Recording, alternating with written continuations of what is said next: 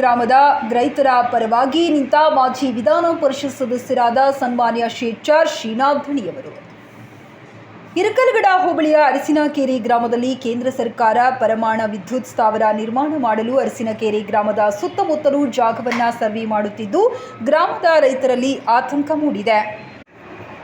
ಇಂದು ಸನ್ಮಾನ್ಯ ಶ್ರೀ ಶ್ರೀನಾಥ್ ಧಣಿಯವರು ಅರಸಿನಕೆರೆ ಗ್ರಾಮದ ಜನರ ಪರವಾಗಿ ದೇಶದ ಹೆಸರಾಂತ ಪತ್ರಿಕೆಯಾದ ಟೈಮ್ಸ್ ಆಫ್ ಇಂಡಿಯಾ ಪತ್ರಿಕೆಯವರಿಗೆ ದೂರವಾಣಿ ಮೂಲಕ ಮಾತನಾಡಿ, ಯಾವುದೇ ಕಾರಣಕ್ಕೂ ನಮ್ಮ ಭಾಗದಲ್ಲಿ ಅಣು ವಿದ್ಯುತ್ ಸ್ಥಾವರ ಆಗಬಾರದು, ಸ್ಥಳೀಯ ಸಮಸ್ಯೆಯನ್ನು ರಾಷ್ಟ್ರಮಟ್ಟದಲ್ಲಿ ಸುದ್ದಿ ಮಾಡಿ ರೈತರಿಗೆ ಅನುಕೂಲ ಮಾಡಲು ಮನವಿ ಮಾಡಿಕೊಂಡರು.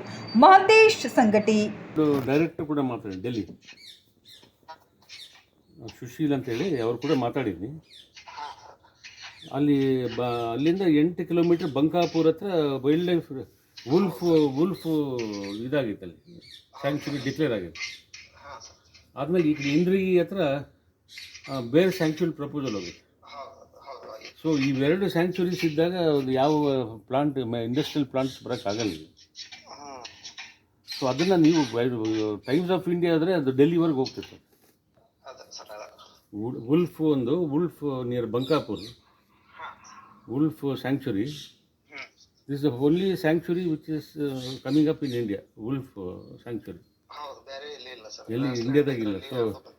ಸೊ ದಿಸ್ ಇಸ್ ಭಾಳ ಇಂಪಾರ್ಟೆಂಟ್. ಇಂಡಿಯನ್ ನಮ್ಮ ದೇಶಕ್ಕೆ ಒಂದು ದೊಡ್ಡ ಆಸ್ತಿ ಇದು ವುಲ್ಫ್ ಸ್ಯಾಂಕ್ಚುರಿ ಅಂತ. ಸೊ ಅರಸಿನಕೆರೆಯಿಂದ ಬಂಕಾಪುರ್ಗೆ ಆಲ್ರೆಡಿ ಒಂದು 5-6 ಕಿಲೋಮೀಟರ್ ಆಗುತ್ತೆ. ಸೊ ಈ ವುಲ್ಫ್ ತಿರುಗೋ ಏರಿಯಾ ಇಸ್ ಅಬೌಟ್ 20 ಕಿಲೋಮೀಟರ್ಸ್.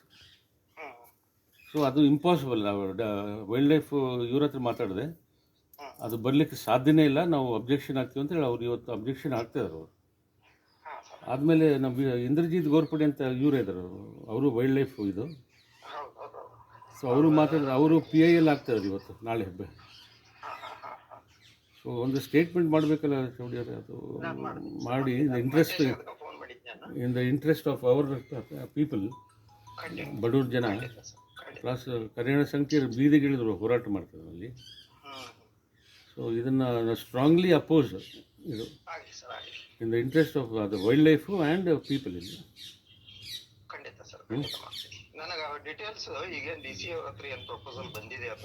ನಮ್ಮ ಮಾಂತೇಶ್ ಕೊಡ್ತಾರೆ.